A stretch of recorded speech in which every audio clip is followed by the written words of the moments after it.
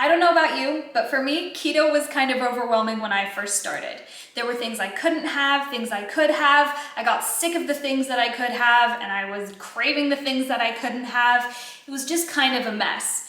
And so today I thought I would give you 5 options for keto snacks that you can keep in your cupboard. They sure helped me through my keto journey and are currently helping me through my keto journey, and hopefully they will help you too. Let me show you.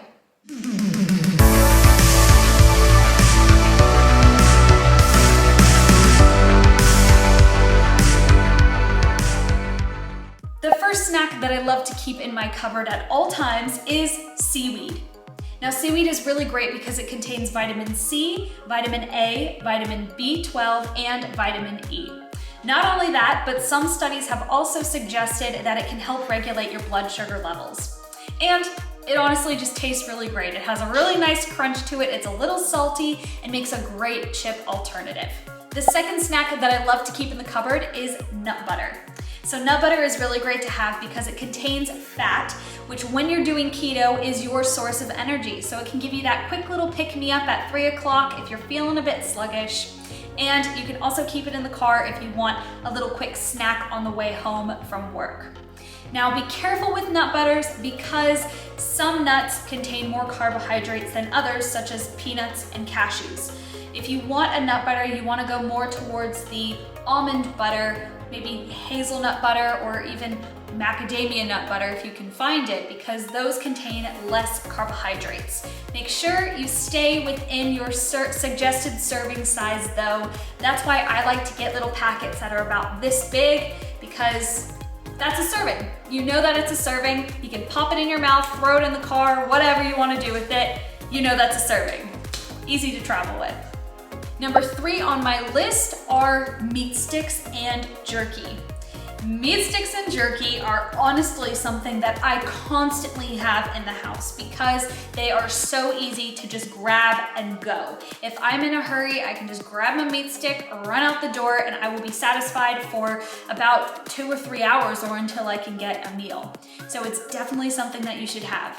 However, when you are buying a meat stick, or jerky, be careful of the sugar content because a lot of brands out there can really get you on that. I'm not too sure about the jerky, but I do know Chomp is a really good brand for meat sticks if you're in the United States, or if you're in Australia, Barbell is also a really good brand.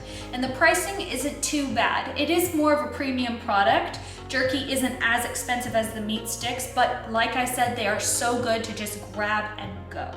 Okay, so the 4th thing on my list is probably not very surprising at all, but it is the most important in my opinion. And that is chocolate. Chocolate is so good and it really helps curb those sugar cravings.